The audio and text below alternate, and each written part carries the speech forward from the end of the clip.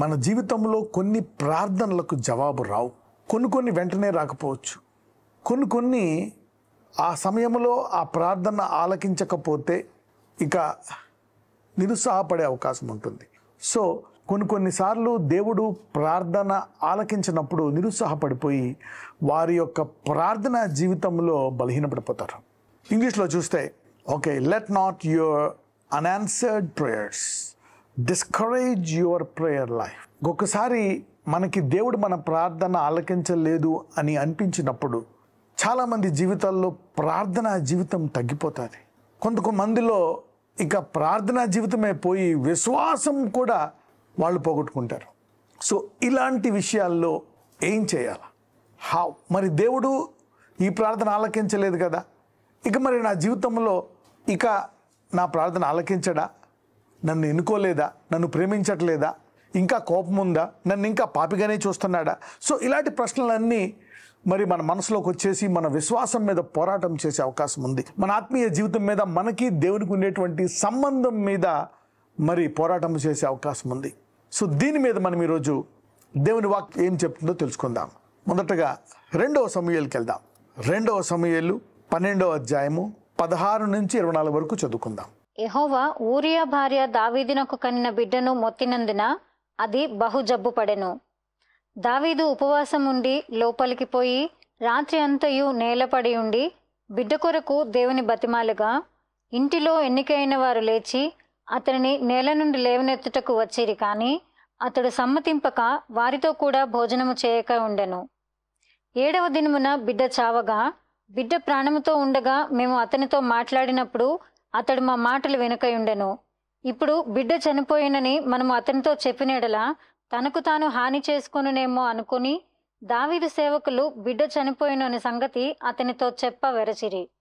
అయితే దావీదు తన సేవకులు గుసగుసలాడుట చూచి బిడ్డ చనిపోయినని సంగతి గ్రహించి బిడ్డ చనిపోయినా అని తన సేవకులను అడగగా వారు చనిపోయిననిరి.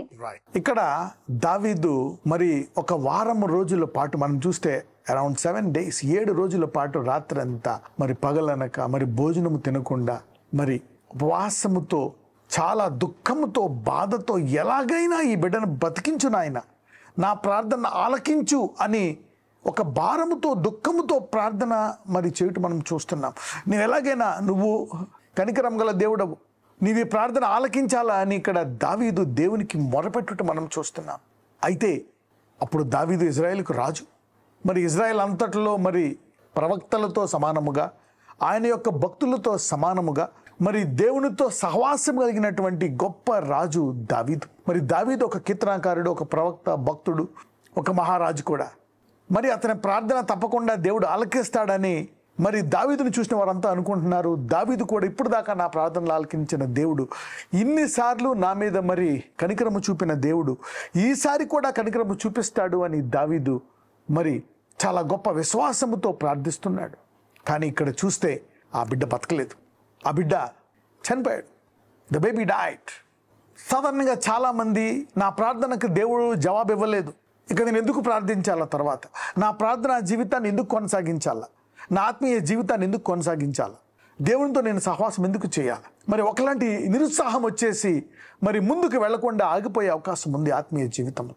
అయితే ఇక్కడ మరి దావీదు తర్వాత ఏం చేశాడో మనం చూద్దాం. సరే, ప్రార్థన ఆలకించలేదు, మరి అక్కడ ఆ బిడ్డ చనిపోయాడు. అయితే ఇప్పుడు అక్కడ ఉండేటువంటి సేవకులు మరి మొదటి రోజు నుంచి దావీదు భారముగా ప్రార్థన చేయుట చూచినటువంటి ఆ దావీదు ఇంట్లో ఉండేటువంటి మరి పనివారు ఏ రీతిగా దావీదు ప్రవర్తనను మరి చూశారో చూద్దాం. అప్పుడు దావీదు నేల నుండి లేచి స్నానము చేసి తైలము పూసుకుని వేరు వస్త్రములు ధరించి యెహోవా మందిరములో ప్రవేశించి మొక్కి తన ఇంటికి తిరిగి వచ్చి భోజనము తెమ్మనగా వారు వడ్డించిరి. అప్పుడు అతడు భోజనం చేసెను. అతని సేవకులు, బిడ్డ జీవముతో ఉండగా ఉపవాసం ఉండి దాని కొరకు ఏడ్చుచుంటివి, కానీ అది మరణమైనప్పుడు లేచి భోజనం చేసితివి, నీవీలాగున చేయుట ఏమని దావీదును అడగగా అప్పుడు వాళ్ళు ఆశ్చర్యపోయారు. The servants were amazed. వాళ్ళందరూ ఆశ్చర్యపోయారంట. దావీదు లేచి చక్కగా తలంటుకొని మరి భోజనము మరి చేయడానికి ఆ బల్ల దగ్గర కూర్చొని ఉన్నట్టు చూసి వాళ్ళందరూ ఆశ్చర్యపోతున్నారంట. ఇక వాళ్ళు ఇదేంటి ప్రవర్తన అని చెప్పి వాళ్ళు దావీదుని అడిగేశారు. వాళ్ళు కూడా దేవుని భక్తులే, వాళ్ళు కూడా దేవునితో సహవాసం కలిగినటువంటి వారే. మరి ఇక్కడ దావీదు యొక్క ప్రవక్తన ఇలా ఉందేంటి? మరి దావీదు ఇక్కడ నా ప్రార్థన ఆలకించడేమో అని ఒక భయములోకి, దుఃఖములోకి, వేదనలోకి వెళ్ళిపోయాడా? నో. చూద్దాం దావీదు మరి మహాభక్తుడు ఎటువంటి మరి జవాబిచ్చాడు. అతడు, బిడ్డ ప్రాణంతో ఉన్నప్పుడు దేవుడు నా యందు కనికరించి వాని బ్రతికించునేమో అనుకొని నేను ఉపవాసం ఉండి ఏడ్చుచుంటిని.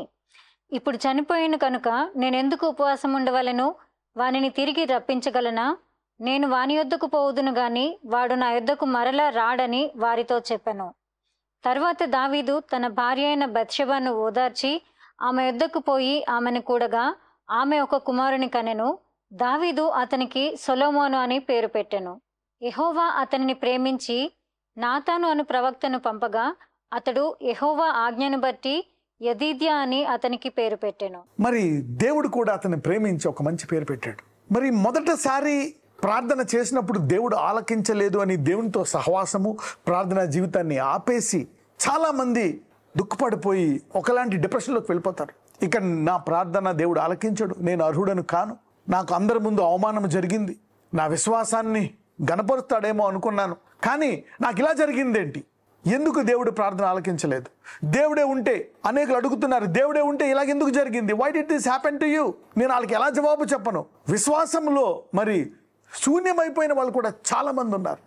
ఇది మనకు తగదు, ఈ మార్గం మన మార్గము కాదు, ఇది ఎవరికో మరి ఉండేటువంటి మార్గం, ఎవరినో ఎన్నుకుంటాడు దేవుడు, ఎవరెవరో నడుస్తారు, కానీ మనకి ఇది చేత కాదు అనుకుని చాలామంది మరి వెనక్కి వెళ్ళిపోతూ ఉంటారు. ఒకవేళ దావీదు కూడా ఇక ఎందుకు దేవుడు నా ప్రార్థన ఆలకించడం అని దేవునికి మరి దూరం అయిపోయి మరి తన విశ్వాసాన్ని పోగొట్టుకొని ఒక అవిశ్వాసిగా దావీదు అయిపోలే. మరి దావీదు లేచి ఇక్కడ చక్కగా భోజనము మరి తిని తర్వాత మళ్ళా యథావిధిగా తన ఆరాధనా జీవితము, తన విశ్వాస జీవితము, తన ప్రార్థనా జీవితముని మరి దావీదు కొనసాగించడం మనం చూస్తున్నాం. We saw David continuing in these areas. మరి ఆ చుట్టుపక్కల వాళ్ళకి ఆశ్చర్యపోయారు. అంటే ఇక్కడ దేవునితో మనకేదో ఒక డీల్ జరగాలి అనేది కాదు. చూడండి, సాధారణంగా పిల్లలు మరి తల్లిని తండ్రిని విడిచిపెట్టరు, తల్లులు కూడా మరి పిల్లల్ని విడిచిపెట్టరు. కొన్ని మంచి జరగవచ్చు, కొన్ని అర్థం కాకపోవచ్చు. పిల్లలకు ఒక్కొక్కసారి అర్థం కాదు, ఎందుకు నా తండ్రి కొడుతున్నాడు, ఎందుకు నా తల్లి కొడుతుంది, అయినప్పటికీ వారు వెంటనే మర్చిపోయి మరి ఆ ప్రేమలో కొనసాగుతారు. అందుకే బైబిల్లో దేవుని రాజ్యము మరి చిన్నపిల్లల వలె ఉంటేనే వారికి దేవుని రాజ్యము చక్కగా ఉపయోగపడుతుందంట. వారే రాజ్య సంబంధులేదు. సో ఇక్కడ దేవుని ప్రేమ మనకేదో కమర్షియల్గా ఇది చేస్తేనే దేవుని ప్రేమ, ఇలా జరిగితేనే దేవుని ప్రేమ. పిల్లలు మరి వాళ్ళ తండ్రిని, నాన్న నువ్వు ఎలాగైనా ఈరోజు నాకు ఇది చేసి పెట్టాలా, ఇది చేయకపోతే మరి నువ్వు నా నాన్నవు కాదు, నువ్వు నా అమ్మవు కాదని ఏ పిల్లలు అనరు. ఒకవేళ తల్లి తండ్రి అది చేయకపోతే అయినా వారు ప్రేమిస్తారు. వారికి ఎందుకో అర్థం కాదు, అయినా మరి దేవుడు మరి నా తల్లి తండ్రి నన్ను ప్రేమిస్తూనే ఉంటారు, ఏదో అప్పుడు కొట్టారులే, అప్పుడు మందలించారులే, కానీ వారి ప్రేమ ఎప్పుడు అలాగే ఉంటుంది అని ఆ పిల్లలు నమ్మి ఆ తల్లిదండ్రులు వెంబడిస్తారు. అలాగే మనము కూడా దేవుని తెలుసుకోవాలా. మన దేవుని ప్రేమ శాశ్వతమైనది.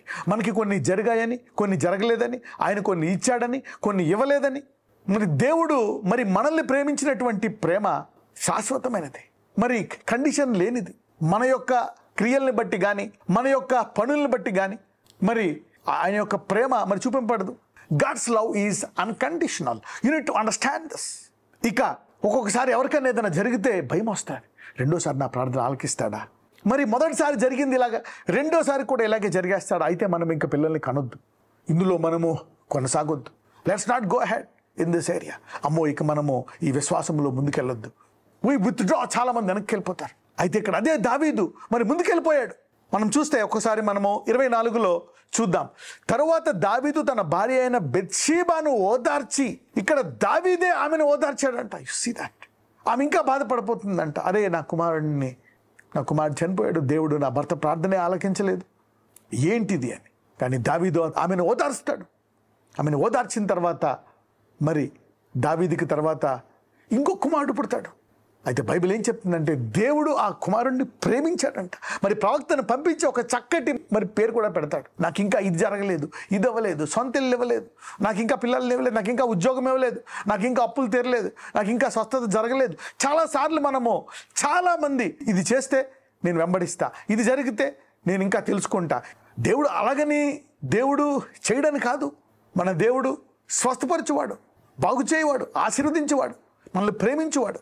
అయితే మనము దాన్ని బట్టి ఆయన్ని ప్రేమించకూడదు. మరి ఆయన ఏదైనా చేస్తాడనే దాన్ని బట్టి కాదు. ఒక్కొక్కసారి ఆయన యొక్క ప్రేమ మన జ్ఞానము కంట గొప్పది, మనం అర్థం చేసుకునే మనసు కంట మరి లోతైనది. అందుకే విశ్వాసము ద్వారా నడుచుకోవాలి. కొన్ని చోట్ల ఉంటుంది, తల్లి అయినా మర్చి కానీ తండ్రి మరవడు. మరి పాలిచ్చు తల్లి అయినా మర్చిపోతుందేమో కానీ తండ్రి మరవడు అంట. సో ఇక్కడ చూస్తే మరి సొలొమోన్ ఏం చేశాడో మనం చూసాం. ఆ తర్వాత మరి దావీదు జీవితం ఎలాగుందో మనము కొన్నిసార్లు చూద్దాం. 2 సమూయేలు 21వ అధ్యాయం 1వ వచనం. దావీదు కాలమున 3 సంవత్సరములు విడవకుండా కరువు కలుగగా దావీదు యెహోవాతో మనవి చేసెను. అందుకు యెహోవా ఈలాగున సెలవిచ్చెను, సౌలు గిబియోనీయులను హతము చేసెను కనుక అతన్ని బట్టియు నరహంతకులకు అతని ఇంటి వారిని బట్టియు శిక్షగా ఈ కరువు కలిగెను. తర్వాత ఇక్కడ దావీదు ప్రార్థించాడు. ఆ దేశానికి ఒక కరువు వచ్చింది. అరే, మొదట నా ప్రార్థన ఆలకించలేదు, ఇక ఆలకిస్తాడా లేదా అని దావీదు ఆగిపోలేదు. ఆ తర్వాత కొంతకాలము తర్వాత మనం చూస్తే మరి దావీదు యథావిధిగా మరి దేవుని ఆరాధిస్తున్నాడు. తన విశ్వాస కార్యక్రమంలో ముందుకెళ్ళిపోతున్నాడు. రాజుగా, భర్తగా, దేవుని సేవకుడిగా అతను ముందుకెళ్ళిపోతూనే ఉన్నాడు. ఒక విశ్వాసిగా, ఒక కీర్తనాకారుడిగా అదే ప్రేమతో అతను ముందుకెళ్ళిపోతున్నాడు. మరి ఒక సమస్య వచ్చినప్పుడు దావీదు మరలా ప్రార్థిస్తాడు. ఎందుకు వచ్చింది ఈ కరువు అనగానే దేవుడు వెంటనే జవాబిస్తాడు. 2 సమూయేలు 21:17. సెరూయా కుమారుడైన అబీషై రాజును ఆదుకొని ఆ ఫిలిష్తీయుని కొట్టి చంపెను. దావీదు జనులు దీన్ని చూచి, ఇశ్రాయేలీయులకు దీపమగు నీవు ఆరిపోకుండానట్లు నీవు ఇక మీదట మాతో కూడా యుద్ధమునకు రావద్దని అతని చేత ప్రమాణము చేయించి. మరి ఈ సంఘటన జరిగిన తర్వాత చూస్తే దావీదు జీవితంలో దేవుడు అనేక అద్భుతాలు చేస్తూ ఇంకా మరి తన యొక్క ప్రేమ ఎక్కడ మరి తగ్గించినట్లు కూడా దావీదు అనుకోవట్లేదు, ఎవరూ అనుకోవట్లేదు. దేవుడు అదే ప్రేమతో అతన్ని చూస్తున్నాడు. మరి ఇక్కడ చూస్తే అతని సేవకులు దావీదును చూసి ఏమంటారంటే, నీవు ఇశ్రాయేలుకి వెలుగు అంటున్నారు. మరి దావీదు చేసినటువంటి పొరపాటుని కానీ అతను ప్రార్థన చేసిన మరి ఆలకించలేదు అనేటువంటిది ఇక దేవుడు దావీదుని మరి కనికరించడు, ఇక దావీదు మీద కృప చూపించడు. మన దేవుడు దావీదుకి అందుకే ఆ ప్రార్థన ఆలకించలేదనే ఒక మచ్చ ఉందని అనుకుంటే దావీదు మాత్రము అదే విశ్వాసంతో ముందుకెళ్ళిపోతున్నాడు. అతని చుట్టుపక్కల వారు కూడా దావీదుని ఇంకా నీవు ఇశ్రాయేలుకి వెలుగు అని చూస్తున్నారు. God is still loving us with the same life, with the same light, the same call. మరి ఇతరులు ప్రార్థిస్తే ఆలకించాడు దేవుడు, ఇతరులు స్వస్థపరిచాడు, ఇతరుల వివాహం జరిగింది, ఇతరులకు ఇల్లు ఇచ్చాడు. మరి నాకెందుకు ఇవ్వలేదు దేవుడు? మరి అంతకుముందు ప్రవక్తలు ప్రార్థించక అద్భుతాలు జరిగాయి, చనిపోయిన వారు లేశారు, రోగులు స్వస్థపడ్డారు. ఇదెందుకు చేయలేదు దేవుడు? Faith should be beyond our understanding. మరి దేవుడిచ్చే జవాబును బట్టి మన విశ్వాసం ఉండకూడదు. మన ప్రార్థనలకు ఆయన జవాబిచ్చు దేవుడు. మరి ఎందుకు కొన్ని ప్రార్థనలకు జవాబిచ్చాడో మనకు అర్థం కాదు, కానీ మనం ముందుకెళ్ళిపోవాలి. ఇక్కడ చూస్తే దావీదు తర్వాత బెత్షెబాను కూడా మరి ఓదార్చి అతని కన్న కుమారుణ్ణి మరి దేవుడు ప్రేమించి గొప్ప రాజుగా చేసి భూలోకములో అటువంటి రాజు ఉండడనే రీతిగా ఆ కుమారుని ఆశీర్వదించాడు. నాకు పెళ్ళి అవ్వలేదు, నాకు పిల్లలు లేరు, నాకు అప్పులు ఎక్కువైపోయి దేవుడు తీరుస్తాడా తీర్చడా అనుమానంతో అనేక మంది they want to commit suicide. అనేక మందికి చనిపోతే బాగుండు అనేటువంటి మనసుతో ఉంటారు. ఎందుకు ఈ జీవితం? ఇక దేవుడు నన్ను ప్రేమించట్లేదు. No, God's love should never be based on any condition. ఇక్కడ అందరి కుమారుల కంటే మరి ఇక్కడ ఈ కుమారుణ్ణి బాగా ప్రేమిస్తాడు దేవుడు, అతను హెచ్చిస్తాడు. ఆ తర్వాత మనం చూస్తే దావీదు ప్రార్థన ఆలకిస్తాడు. ఆ తర్వాత దావీదుని మొత్తం ఇజ్రాయెల్ అంతా కూడా మరి మాకు వెలుగు అన్న రీతిగానే మరి చూస్తున్నారు. మరి ఈ సంఘటనలన్నీ జరిగిన తర్వాత దావీదు ఒక చక్కటి అధ్యాయాన్ని రాస్తాడు. ఈ అధ్యాయాన్ని మనం చూద్దాం. 2 సమూయేలు 22. యెహోవా తన్ను సౌలు చేతిలో నుండి తన శత్రువులందరి చేతిలో నుండి తప్పించిన దినమున దావీదు ఈ గీత వాక్యములను చెప్పి యెహోవాను స్తోత్రించెను. అతడిట్లనెను, యెహోవా నా శైలము, నా కోట, నా రక్షకుడు, నా దుర్గము, నేను ఆయనను ఆశ్రయించుదును, నా కేడము, నా రక్షణ శృంగము, నా ఉన్నత దుర్గము, నా ఆశ్రయస్థానము, ఆయనే నాకు రక్షకుడు. బలాత్కారుల నుండి నన్ను రక్షించువాడవు నీవే. చూసారా, దావీదు మరి ఈ సంఘటన జరిగిన తర్వాత ఒక చక్కటి కీర్తన రాశాడు. ఆయనే నా దుర్గము, నా కోట, నా ప్రార్థన ఆలకించువాడు, నన్ను విడిపించువాడు, నా శత్రువులందరి నుంచి నన్ను విడిపించేశాడు. అంటే ఆ తర్వాత దావీదు ప్రార్థనలన్నీ ఆలకించాడు. ఆ ఒక్క ప్రార్థన దగ్గర దావీదు ఆగిపోయి ఉంటే ఆ ఒక్కటి జరగలేదు, నాకు ఇంకా ఇదవ్వలేదు అని మన ఆత్మీయ జీవితాన్ని ఆపేసుకున్న వాళ్ళు అనేక మంది ఉన్నారు ఈరోజు. ఎవరైనా వారి యొక్క తల్లిని, తండ్రిని నాకు ఆ బైక్ కొనలేదని, లేకపోతే ఫోన్ కొనిపెట్టలేదని, ఆ బొమ్మ కొనిపెట్టలేదని, ఇది కొనలేదు వదిలేస్తారా? పోనీ అది ఇవ్వలేదని, ఆ తల్లి ప్రేమించట్లేదని వారు ఏమైనా డిసైడ్ అయిపోయి ఆ ఇంట్లోంచి వెళ్ళిపోతారా? వెళ్ళిపోతే వారికే నష్టం. ఇలా వెళ్ళిపోయిన వాళ్ళు ఉన్నారు. మరి ఇక తండ్రి కోప్పడతాడేమో, తండ్రి ఏమన్నా చేస్తాడేమో, తల్లి ఏమన్నా చేస్తాడేమో అని కోప్పడి వెళ్ళిపోయిన వాళ్ళ ఇంట్లోంచి వెళ్ళిపోయిన వాళ్ళు చాలా మంది ఉన్నారు. అనేక కుటుంబాలు ఇడిపోయాయి, అనేక మంది జీవితాలు చాలా రీతిగా నష్టపోయారు కూడా. ఏదైనా ఒక తప్పును బట్టి, ఒక నిర్ణయాన్ని బట్టి మనము మన భవిష్యత్తును కానీ ఇతరుల భవిష్యత్తును కానీ మరి డిసైడ్ చేయకూడదు. ఇక్కడ దావీదు ఈ కీర్తన రాసేవాడు కాదు. ఒకవేళ అక్కడ దేవుడు నా ప్రార్థన ఆలకించడు అని మరి దావీదు దేవుడి మీద అలిగి మరి తన విశ్వాస జీవితాన్ని, ప్రార్థనా జీవితాన్ని ఆపేసి ఉంటే ఈ చక్కటి అధ్యాయం ఉండేది కాదు. చూడండి ఇంకా ఎలా రాస్తున్నాడు. కీర్తనీయుడైన యెహోవాకు నేను మొరపెట్టి తిని, నా శత్రువుల చేతిలో నుండి ఆయన నన్ను రక్షించెను. మరి ఆయన మొరపెట్టడం ఆపలే. ఆ ఒక్క సంఘటన దగ్గర ఆగిపోకుండా మరి దావీదు మొరపెడుతూనే ఉన్నాడు.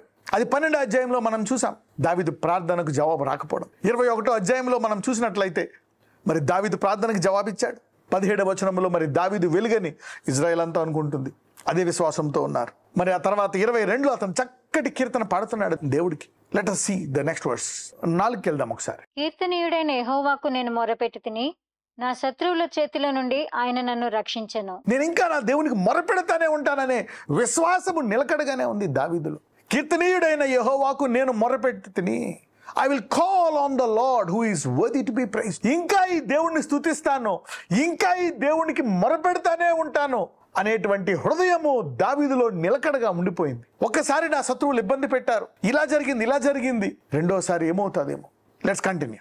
మృత్యు యొక్క అలలు నన్ను చుట్టుకొనగను, వరద పొర్లు వలె భక్తిహీనులు నా మీదికి వచ్చి నన్ను బెదిరించగను, పాతాళ పాశములు నన్ను అరికట్టగను, మరణపు ఊరులు నన్ను ఆవరించగను. నా శ్రమలో నేను యెహోవాకు మొరపెట్టి తిని, నా దేవుని ప్రార్థన చేసి తిని, ఆయన తన ఆలయంలో ఆలకించి నా ప్రార్థనను అంగీకరించెను. నా మొర్ర ఆయన చెవులలో జోచెను. చూసారా, ఆయన నా ప్రార్థన ఆలకించాడు, ఆయన చెవుల్లోకి వెళ్ళిపోయింది అంటున్నాడు. అంటే ఏంటి? మరి ఒకప్పుడు నా ప్రార్థన ఆలకించలేదని అలిగుండి మనము అక్కడ ఒక అవిశ్వాసాన్ని మనము గనక తయారు చేసుకుంటే అది కష్టం. దేవుడు నా ప్రార్థన ఆలకించాడు, ఏం చేశాడు ఈ దేవుడు, ఎందుకు ఇలా చేశాడు, ఆ ఒక్క సంఘటనను బట్టి నిర్ణయించుకొని వారు విశ్వాస జీవితంలో పడిపోయే అవకాశం ఉంది. ఇక్కడ చూడండి దావీదు ఎటువంటి సాక్ష్యం ఇస్తున్నాడు. నా దేవునికి ప్రార్థన చేసి తిని, ఆయన తన ఆలయంలో ఆలకించి నా ప్రార్థన అంగీకరించాను, నా మొర ఆయన చెవిలో వచ్చాను. Look at his faith. ఈరోజు అనేక మంది మీ జీవితాల్లో ఇగో దేవుడు నాకు ఇంకా అది చేయలేదు అని ఒకవేళ అలిగావేమో, నీ ప్రార్థన జీవితంలో మరి పడిపోయావేమో, ఎంత మిస్ అవుతున్నారో మీకు తెలియట్లేదు. అపవాది యొక్క తంత్రాలకు లొంగిపోయాం. ఇది టెంపరీ ప్రేమ, మరి కండిషనల్ ప్రేమ అని అనుకున్నట్లయితే మనం చాలా కోల్పోయాం. ఇక ఆలస్యం చేయకుండా మరి నీ ప్రార్థన జీవితాన్ని సరళము చేసుకో, నీ స్తుతి జీవితాన్ని, ఆయనకు మరి సేవించే జీవితాన్ని, bounce back to that powerful faith life. ఆయన ప్రార్థన అంగీకరించాను. చూడండి అదే 2వ సమూయేలులో మరి ఈ అధ్యాయంలో చూస్తే ఎలా మాట్లాడుతున్నాడు. ఆయన చెవుల్లోకి వెళ్ళింది, నా శత్రువుల నుంచి విడిపించాడు, నా ప్రార్థన ఆలకించాడు, నేను మొరపెట్టినప్పుడల్లా నా ప్రార్థన ఆలకించాడని ఎంత చక్కగా చెప్తున్నాడు. Let's continue some more versus. అప్పుడు భూమి కంపించి అదిరెను, పరమండలపు పునాదులు వణకెను, ఆయన కోపింపగా అవి కంపించెను. ఆయన నాసికారంధ్రములలో నుండి పొగబుట్టెను, ఆయన నోట నుండి అగ్ని వచ్చి దహించెను, నిప్పు కణములను రాజబెట్టెను. మేఘములను వంచి ఆయన వచ్చెను, ఆయన పాదముల క్రింద గాఢాంధకారము కమ్మియుండెను. చూడండి, నేను చేసిన ప్రార్థనకి మరి శత్రువుల మీద ఆయనకి అంత కోపం వచ్చిందంట. అంటే ఎలా ఆలకించాడు దేవుడు, చెవుల్లోకి వెళ్ళిపోయింది అని. ఎలాగా ఆయన రెస్పాండ్ అయ్యాడు, ఎలాగ తన మరి ప్రార్థనకు మరి ఆయన జవాబిచ్చాడు. అంటే శత్రువుని డైరెక్ట్గా కాకుండా ఇలా చేశాడు ఆ శత్రువు నిన్ను అని, ఆ శత్రువు మీద ఉగ్రరూపము కూడా మరి దేవుడు దాల్చినట్టు మరి ఇక్కడ దావీదు భక్తుడు వర్ణిస్తున్నాడు. చూద్దాం. కెరూబు మీద ఎక్కి ఆయన ఎగిరి వచ్చెను, గాలి రెక్కల మీద ప్రత్యక్షమాయెను. గుడారము వలె అంధకారము తన చుట్టూ వ్యాపింపజేసెను, నీటి మబ్బుల సముదాయములను, ఆకాశపు దట్టపు మేఘములను వ్యాపింపజేసెను. ఆయన సన్నిధి కాంతిలో నుండి నిప్పు కణములు పుట్టెను. యెహోవా ఆకాశమందు గర్జించెను, సర్వోన్నతుడు ఉరుము ధ్వని పుట్టించెను. తన బాణములను ప్రయోగించి శత్రువులను చెదరగొట్టెను, మెరుపులను ప్రయోగించి వారిని తరిమివేసెను. యెహోవా గద్దింపునకు తన నాసికారంధ్రంలో శ్వాసము వడిగా విడువగా, ఆయన గద్దింపునకు ప్రవాహముల అడుగు భాగములు కనబడెను. భూమి పునాదులు బయలుపడెను, ఉన్నత స్థలముల నుండి చెయ్యి చాపి ఆయన నన్ను పట్టుకొనెను. నన్ను పట్టుకుని మహాజలరాశులలో నుండి తీసెను. బలవంతులకు పగవారు, నన్ను ద్వేషించువారు నాకంటే బలిష్ఠులై ఉండగా, వారి వశము నుండి ఆయన నన్ను రక్షించాడు. చూసారా ఎలాగ దేవుడు చక్కగా తన ప్రార్థన ఎలా ఆలకించాడు, ఏ రీతిగా ఆయన కోపపడి దాని మీద ఎగురుకుంటా వచ్చాడో రెక్కల మీద, మరి ఏ రీతిగా ఆయన వస్తుండగా ఏమేమి జరిగింది, మరి ఎలాగ సృష్టి కూడా మరి కోపముగా మారి ఎలాగొచ్చి ఆయన శత్రువులను జయించాడు అంటే నా ప్రార్థనని దేవుడు ఆలకించువాడు. ఇది ఎందుకని దెబ్బతినలేదు? Why did not the prayer passion of David hindered? అనేక సార్లు మనం కొన్ని జరగలేదని మన ప్రార్థనలో మరి వెనక్కి వెళ్ళిపోతాం, తగ్గిపోతాం. చాలాసార్లు మరి అనేకులు అవమానపరుస్తారు. ఈ దేవుడు నమ్ముతున్నావు, నీకు ఇంకా ఉద్యోగం రాలేదు, ఇంకా పెళ్ళి అవ్వలేదు, ఇంకా నువ్వు ఇల్లు కట్టుకోలేదు, ఇంకా నీ అప్పులు తీరలేదు, ఇంకా నువ్వేమీ స్టార్ట్ చేయలేదు. ఏం చేశాడు ఈ దేవుడు నీకు? The devil tries to attack in the areas where we feel that God did not answer our prayers. మనం ఒక్కసారి దేవుడు ఈ ప్రార్థన ఆలకించలేదు, ఇది నాకు ఇంకా చేయలేదని మనం ఎక్కడో అలిగి ఒక రకంగా మనము కోపముతో ఉన్నట్లయితే అపవాది దాన్ని ఉపయోగిస్తాడు. దావీదు అలాగేమీ ఫీల్ అవ్వలేదు, ఆలకించలేదా, వెంటనే లేచిపోయి తన కార్యక్రమాన్ని చేసుకుంటూ పోయాడు. అతని ప్రార్థన ఆలకించునే ఉన్నాడు. అతను యథావిధిగా అతను మళ్ళీ ప్రార్థిస్తున్నాడు, దేవుడు జవాబిస్తున్నాడు. తుదకు ఎటువంటి అధ్యాయం రాశాడో చూసారా? తన ప్రార్థనని ఎలా ఆలకించాడో డిస్క్రైబ్ చేసినటువంటి ఈ దావీదుకు ఒకసారి కాదు, అనేక సార్లు అనేక చోట్ల అతని ప్రార్థన ఆలకింపలేదనేటువంటి బాధ ఉండొచ్చు. కానీ దేవుని ప్రేమ, దేవుని జ్ఞానము ఆ బాధను పక్కన పెట్టేసి అపవాదికి చోటు ఇవ్వకుండా ఒక చక్కటి అధ్యాయాన్ని ఇస్తున్నాడు. ఏ రీతిగా శత్రువుని ఆయన వచ్చాడు, ఏ రీతిగా కోప్పడుతూ ఎంత త్వరగా ఉగ్రుడై శత్రువుని నిన్ను ఇలా చేస్తాడా శత్రువు అనే రీతిగా ఆయన వచ్చి జవాబిచ్చాడు. ఒకవేళ దావీదు అక్కడ ఆగిపోయి ఉండుంటే ఈ అధ్యాయం ఉండేది కాదు. తన ప్రార్థన జీవితం మాత్రం ఒకవేళ పడిపోయి ఉంటే ఈ చక్కటి కీర్తన రాసేవాడు కాదు. ఈరోజు మీరు ఎక్కడ ఆగిపోయారో నాకు తెలియదు. చాలామంది అలిగి ఆగిపోయారేమో, నాకు అది ఇవ్వలేదు, నాకు ఇది ఇవ్వలేదు అని ఏదో నామకార్థంగా ఇంక ముందుకెళ్ళిపోతున్నారేమో. ఇక ప్రార్థనలో ఆ విశ్వాసం పోయిందేమో, ఆనందం పోయిందేమో, దేవుని ఆరాధించడం ఆపేశారేమో, దేవుని ప్రేమించడం ఆపేశారేమో, ఏదో ఒకటి ఇవ్వలేదని. డోంట్ వారీ, ఆ ఒక్కదాని గురించి ఆయనతో సహవాసం ఆపేశారేమో. Today would like you to continue your prayer life, your worship, your passion. ఆయన తుదించడం ఆపేశావేమో. కంటిన్యూ చూద్దాం. Let's continue. ఆపత్కాలమందు వారు నా మీదికి రాగా యెహోవా నన్ను ఆదుకొనెను. విశాలమైన స్థలమునకు నన్ను తోడుకొని వచ్చెను. నేను ఆయనకు ఇష్టుడను గనుక ఆయన నన్ను తప్పించను. చూసారా? నేను ఆయనకు ఇష్టుడను గనుక ఇంకా ఇష్టుడిగానే ఉన్నారు. ఇంకా దావీదు వెలుగ్గానే ఉన్నాడు. ఇంకా దావీదుని కాపాడాలా, ఎవరేం చేయకుండా దేవుని హృదయం మారలే. ఆ ఒక్క ప్రార్థన బట్టి మనమే మన హృదయాన్ని మార్చేసుకుంటామేమో. జనాలు ఏమనుకుంటారనే దాన్ని బట్టి, లోకం ఏమనుకుంటారనే దాన్ని బట్టి, మన చుట్టుపక్కల వాళ్ళు ఏమనుకుంటారు. ద పీపుల్స్ రెస్పాన్స్, మరి ప్రజలు ఎలాగ రెస్పాండ్ అవుతారనే దాన్ని బట్టి మనం కంపేర్ చేసుకొని దేవుని ప్రేమను మనం కొలవకూడదు. ఇక్కడ నా ప్రార్థన ఆలకించలేదేమో, నేను దేవుడికి ఇష్టడని కానేమో, అందుకే ఆ ప్రార్థన ఆలకించలేదని. 21 నా నీతిని బట్టి ఆయన నాకు ప్రతిఫలం ఇచ్చెను, నా నిర్దోషత్వమును బట్టి నాకు ప్రతిఫలం ఇచ్చెను. చూసారా? ఇక్కడ నేను పాపిని అనట్లేదు, ఇక్కడ నా పాపాన్ని క్షమించాడు అని కూడా అనట్లేదు దావీదు.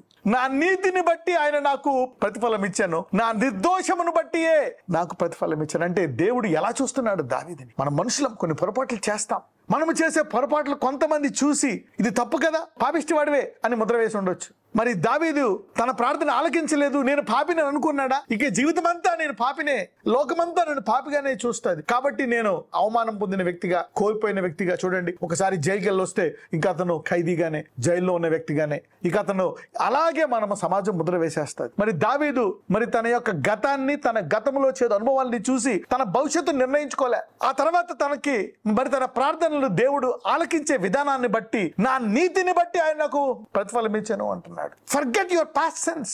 నువ్వు చేసే యొక్క పొరపాట్ల మీద నీ విశ్వాసము తగ్గిపోయింది లేక పెరిగింది. నేను ఇప్పుడు మంచి పనులు చేశాను, నా విశ్వాసం గొప్పదనే దాన్ని బట్టి దేవుని ప్రేమ ఉండదు. దేవుని మనకిచ్చేటువంటి నీతి వేరు. అబ్రహాము దేవుని నమ్మెను, అది అతనికి నీతిగా ఎంచబడ్డది. Your faith in God itself is righteousness. A praying man is a righteous man. A praying man will be always considered as a holy man. నేను ఆ పొరపాటు చేసేసాను కదా, మరి అందుకని దేవుడు నన్ను ఎలా చూస్తాడు? నా ప్రార్థన ఆలకిస్తాడా? నా నిర్దోషత్వమును బట్టి he's justified. He feels himself as justified. ఆ ఒక్కదాని గురించి నీ జీవితంలో ఎన్ని మేలులు ఆపేసుకున్నావు, ఎంత ఎత్తి ఎదగాల్సిన వాడివి, ఎన్ని ఆశీర్వాదాలు పొందుకోవాల్సిన వాడివి. అనేకులు నిన్ను ఖండించే విధానాన్ని బట్టి ఇక దేవుడు నిన్ను బ్లెస్ చేయడు, నీవు దేవునికి ఇష్టడు కాదనే ముద్ర నువ్వు నమ్మేసి, అది వేసుకొని నమ్మేసి అలాగే జీవిస్తున్నావేమో. Today God is telling you, you're righteous, you're holy, rise up and continue your prayer life powerfully. Let us pray. నజరేయుడైన యేసయ్య, ఇదిగో ప్రభు, ఈరోజు ఎవరైతే తీర్మానించుకున్నారో ఈరోజు మేమందరం ముందుకు వెళ్ళిపోతాం ప్రభు. అనేక సార్లు మేము ఆగిపోయాం, అనేక సార్లు అలిగాం, అనేక సార్లు మేము ఇక దేవుడు నన్ను విడిచిపెట్టేశాడేమో, నేను అనర్హుణ్ణేమో అనుకున్నాం. ఎందుకంటే అనేకులు అలా చెప్పారు నాయన, నేను అలా అనుకున్నాను. కానీ ఈరోజు వాక్యాన్ని బట్టి నీవు ఎలా చూస్తున్నావో మాకు అర్థమైంది. దావీదు ఎలాగ నా చేతులు నిర్దోషమైనవి అని అతను సాక్ష్యం ఇచ్చి ముందుకెళ్ళిపోయాడు. ఏ రీతిగా ఇశ్రాయేలీయులు ఇంకా ఆయన మా దేవుడు, ఆయనలో దోషము చూడలేదని నువ్వు అంటున్నావు నాయన, మరి ఆ చేదు నేను నా గురికి వెళ్ళలేదనే బాధతో కాకుండా ఆశీర్వదించి వెళ్ళాడు. దావీదు ముందుకెళ్ళిపోయాడు. ఇటువంటి అనుభవాలతో చూసాం గనుక మేమందరం ఇక విశ్వాసములో ముందుకెళ్ళిపోతూ ఎక్కడెక్కడైతే నిరసించిపోయామో, ఆగిపోయామో, కృంగిపోయామో మళ్ళా లేచి మా యాత్రలో పరిగెత్తుకుంటూ వెళ్ళి ఘనముగా పౌలా ముగించే కృప అందరికీ దయచేయమని, ప్రతి ఒక్కరు ముట్టి స్వస్థపరచమని, అన్ని రంగాల్లో ఆశీర్వదించమని నజరేయుడైన యేసునామమున ప్రార్థిస్తున్నాము తండ్రి, ఆమేన్.